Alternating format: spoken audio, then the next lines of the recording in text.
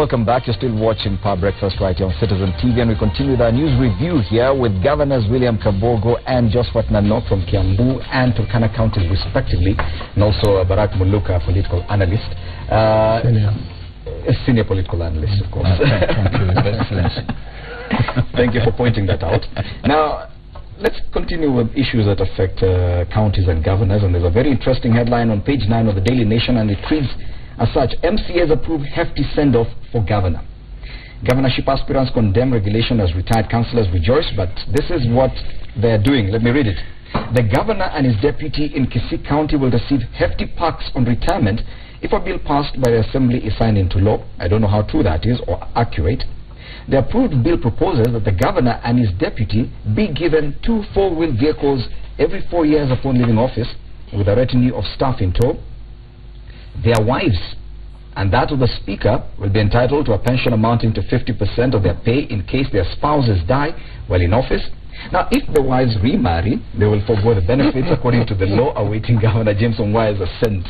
Is this what we are waiting for? Is this what we are looking forward to come election time? Because no. Really, I mean, that's absurd. I'm not sure that the governor is aware of that bill, and if he is, he should know that they don't have powers to do that. That is SRC's work, and that even if I agree that there should be send-off packs, that should be done at the national level through SRC. They cannot do that. Then it therefore says that even the county assemblies have no clue about the jurisdiction or the work they should be doing. For a bill like this, someone to actually take time to prepare a bill, bring it to the House, and it actually is accorded time for debate. Couldn't agree better. Yes. Yeah, I think the only thing I can say that there are certain things that are the preview of the county, there are certain things at the preview of national government, particularly issues that Kisii is discussing and wants to enact on are issues that should have been handled at the national level, because it does affect all the 47 counties, and uniformity must be looked into this matter and a decision made. As we are aware that there are only 2 elected seats in the country that have a timeline, a constitutional timeline of 10 years. So that decision should be negotiated at the national level. If there will be a need or not a need, I think that's Kenyan to decide whether they will need to. Probably, but like your colleague mentioned, that probably there's a need for a send-off pack for governors. I think there is. Let me speak for them. I mean, in any working place, there are retirement benefits, right? Yes. And I'm not asking for a retirement benefit. I'm saying that's not the way to do it. But there is a need for a retirement benefit. There is SRC that is mandated by the Constitution. The question is, do you think it is necessary to award governors? For example, when we were in Parliament, we were getting, if you do 2 terms, you would be pensionable. So I'm receiving pension now from the National Assembly. Probably the same thing should be done. I mean, are there packs of sending off a president? There definitely are. Yes. Why don't you think there should be packs of sending off? Governor Nanok, I'm sure you agree. Yes, but I think that's not a priority now. True. I think to me the priority is those public servants that are critical in service delivery. So let's solve the problem of doctors, let's solve the problem of teachers, let's solve the problem of nurses, let's solve the problem of lecturers. Yes, if we can be able to cross that bridge, then let's discuss about increment of salaries to senior government staff, retirement packages. Later. So let's discuss that later as a lesser priority. But look, of course, the politicians will be very careful. They're being very cautious. They're being very modest. I think we need to look at ourselves in the eye and say there is a justification for a retirement package for governors. Look, as the governor correctly says, members of parliament who have served 2 terms enjoy a retirement package for the rest of their lives. That we have got retired presidents who are enjoying retirement packages. The thing that we need to do is to check and remove certain anomalies. For example, I don't agree that Governor Kabogo should be enjoying a salary and the retirement package from Parliament concurrently. But that is the law as it sits today. And I cannot, doing it, I'm sure I cannot blame him for that. I can't blame them for that. That is something that we need to look into and even be able to define the moment when it is that that retirement does begin. But that they need to be given some comforts in their retirement is not a question that we can disagree about.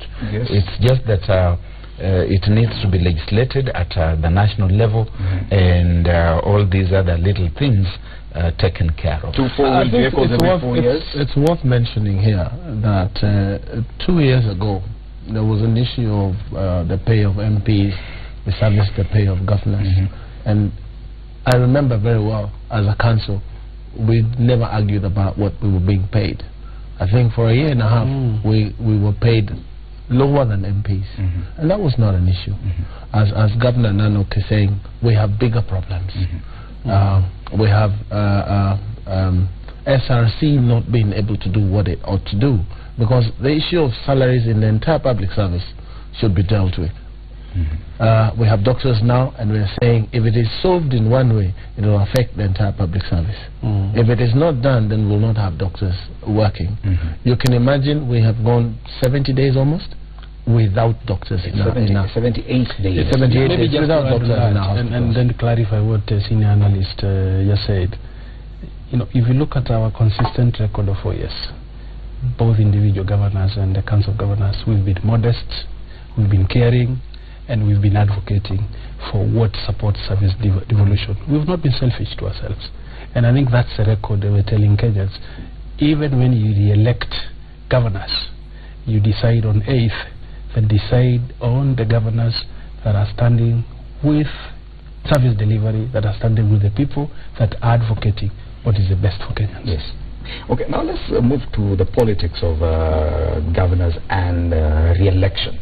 Yes, and we do understand that the field is not fair. It's very different everywhere. For example, do you hope to get a direct nomination from your party, ODM? When I entered politics in 2002, 2007, I went through a competitive process, and I'm always ready to take challenge anytime. Because I'm a real politician and I'm a leader, and if someone wants to challenge what I want to do for the people, then they can challenge at any time. But I'm also prepared to show them that I will emerge the best, even at the party level. So I challenge. Even Senator Munyes can come and join NASA, and then we go into a contest. Whoever wins that contest, suppose the loser supports the other. Do you have any opposition currently from within the party? Anyone within the party who's seeking to, for the time being, as it is right now? For the time being, none. But it is the right of everyone to who wants to challenge me to come up. The only thing that I'm saying, that most governors are going to be re-elected. Why? Because the 5 years have been a transition, a very terrible transition, where certain institutions in this country have lost the power that they were wielding before. Parliament perceived they had a lot of power. Parliamentarians had a lot of power on the ground, but they realized that the county governments have come and replaced that divide, and are doing a lot more and are a lot more in touch with people. So this transition has also been transition of building government, transition of establishing structures, capacity building, personnel that have come from various institutions. So essentially this transition is still going to continue. The only best way to be able to build a foundation that is going to be utilized for service delivery permanently is for Kenyans in all the 47 counties to relook at what governors have had under hardship, have done under hardship, and re-elect majority of them, if not all of them. You seem to suggest that probably governors should have been handed, at least your batch, because you're the first ones, because of transition, that probably should have been handed a direct nomination or 2 terms. As a matter of fact, not only transition. Look at it, we came into office with only former local authorities. We had to set up government. And to set up a new government and become functional and get the results that we've gotten in 2.5, 3 years, really, to me, it's a miracle. It's one of the hardest jobs ever in the world. Yes, is to set up and have a functional government from zero.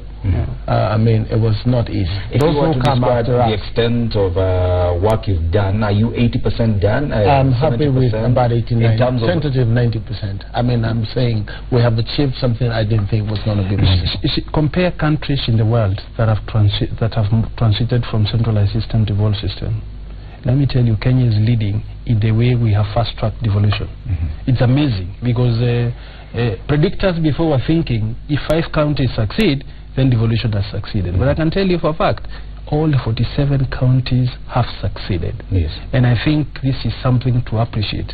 And the need that for us to be able to continue for the next term, to be able to strengthen the foundation of service delivery. Yes, but Abdullah Muluka, do you think we have any reason to re-elect any of these governors, any of the 47 governors? Be careful. He doesn't have to Do not worry, to caution me to be careful because I'm always careful anyway. You see, devolution is working in this country. Devolution is transforming lives, it's transforming the country. And if devolution were to enjoy the kind of support that it deserves from national government, in another 5-10 years' time, this country would transform beyond the slightest recognition of what it was. Part of the challenge, and I go right back to what I said earlier on, even about their solidarity.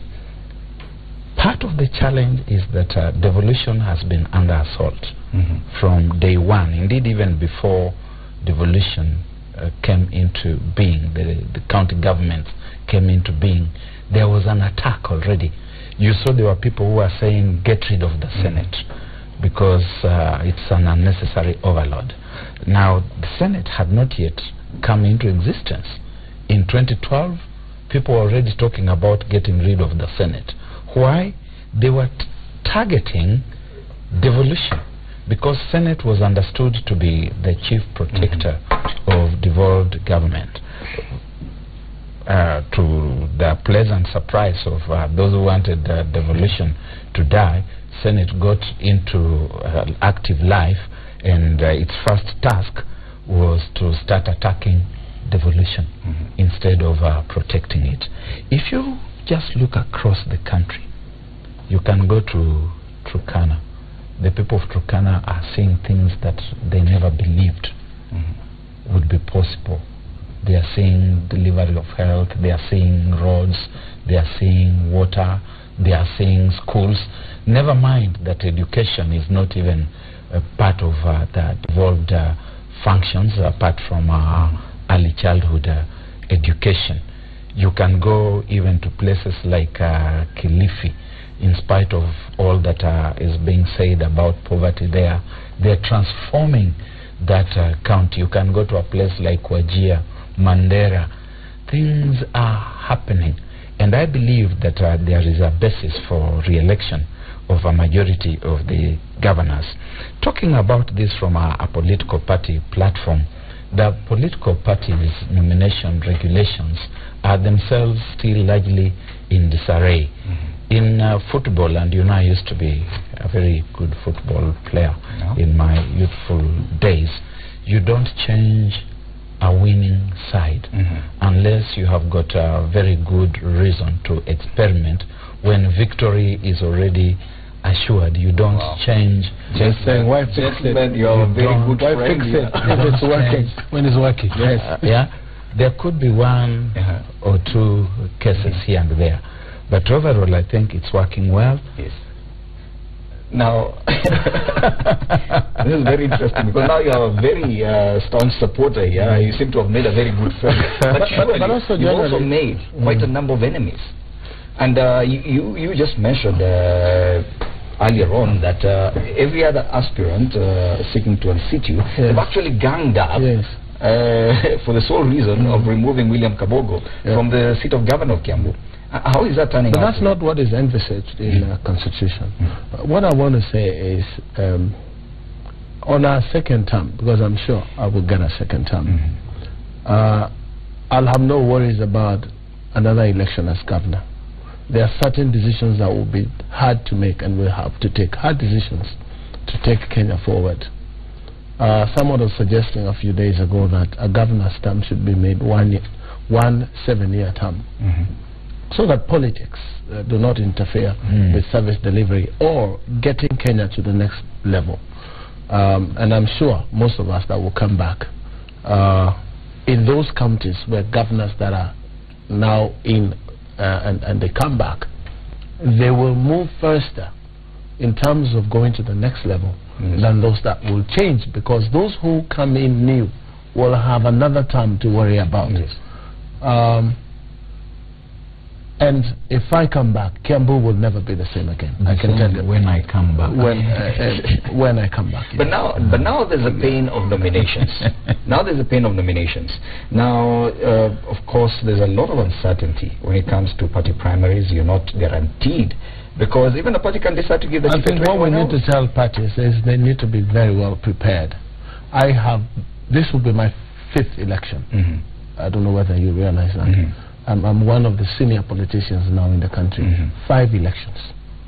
And always party primaries is a headache. And I'm hoping that this time we will get it right. Yes, but because if we get it right, then the party will grow. But if we don't get it right, members of the party do not share in that optimism. We've seen quite a number of defections. Yes, major defections. Sometimes it's fear, unwarranted fear, because right now party hopping is locked. You won't be able to move. That has its pluses and minuses. Plus in that parties will become stronger. Minuses in that some very, very serious politicians will be locked out. This parliament, I'm sure, has almost 56 parliamentarians right now who were locked out or were thrown out of nominations one way or the other. Jumped ship, and they made it. Then what informs your confidence in the Jubilee Party primaries when there's so many people jumping ship? We've done it before. We've come growing in bits, and now we understand Jubilee to be a party. But this will be the very first primaries that this party is conducting. Let's see how it goes. Let's see how it goes. But you remain confident? I'm confident we shall have free and fair. Whether you get IBC to oversee if we get IBC, primaries the or better. not. Yes. If we get IBC, better. But if we don't, I'm sure that the party has the capacity to hold free and fair nominations. Yes. At least you, on your the side of, or your side of the political divide, you're not even looking forward to having IBC conduct your party primaries. But what informs your confidence that you will get the ticket? The party could decide to give it to anyone else.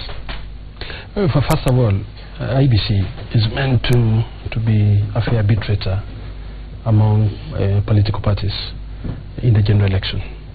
As to how they can be involved in internal party matters,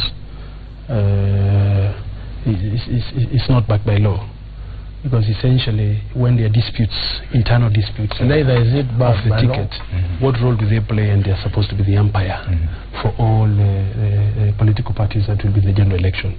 So I think that to me should be relooked into, because to me I think it is dangerous trends we are setting internally. You know, politicians are realigning based on interests. I think that's the biggest factor. Politicians are realigning based on the interest of themselves and of the people. And essentially you'll be seeing this in every political party.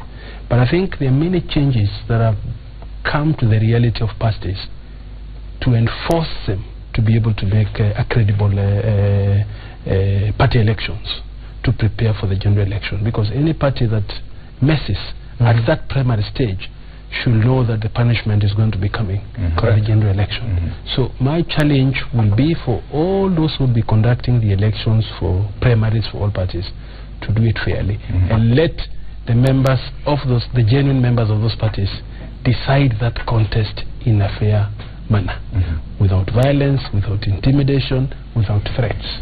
If you give that fair platform, then the general election will even be much more fair. On a scale of 1 to 10, how confident are you in the ODM or NASA party primaries when it comes to Turkana? Between 1 to 10? For Turkana? Yes. You're so confident you'd give it a 9? 9 out of 10. Yes. Yeah. Jubilee, 1 to 10. Jubilee tentative 7.5. 7.5. Yes, I mean, mean 2.5 does not. Let me tell you that elections is not an easy thing to handle. At any level, even in soccer, in football, it's always been a problem. But we should be able to make it happen as it happens in the other world. I mean, primaries in the U.S. has no issues at all. So if we want to develop or mature in politics, we must allow democracy to take space and allow the majority to have their way. I mean, this time, if you deny someone a ticket and he's popular, you will frustrate the voters.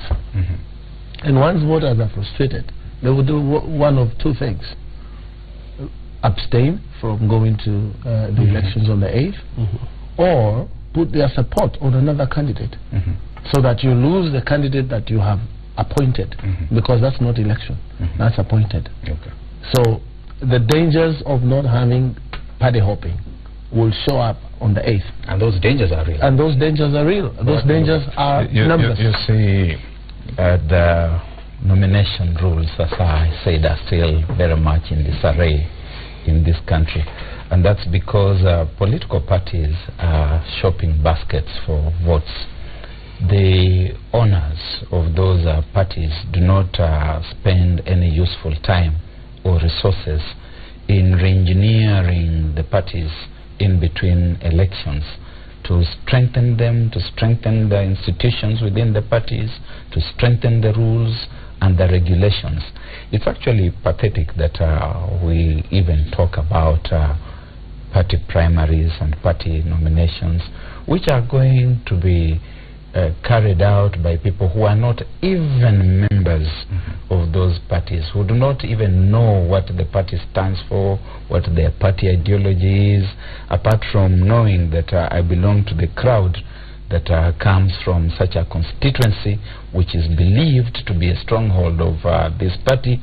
And some of the fellows will even be coming from the political opposition to try to influence the nomination so that the weakest candidate is the one who is nominated for a certain party.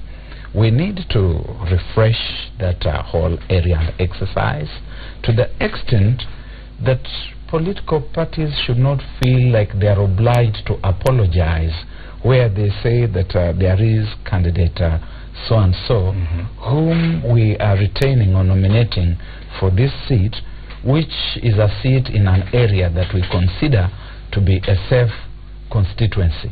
It's happening every day in the developed democracies from which we have borrowed. And when I said earlier on that Governor Nanok is safe, when Governor Kabogo says these things, he's actually speaking to his party and his party leaders. He's sending a message to them, because there are certain things which are likely to happen. In fact, it should not surprise me to hear about, I'm not talking about you, but I could also, but it should not surprise me to hear about political party defections in Kiambu in the coming few days. There is Governor Kabogo. I don't know where James Nyoro is this time. I'm going to find out whether he's also trying to go for that ticket.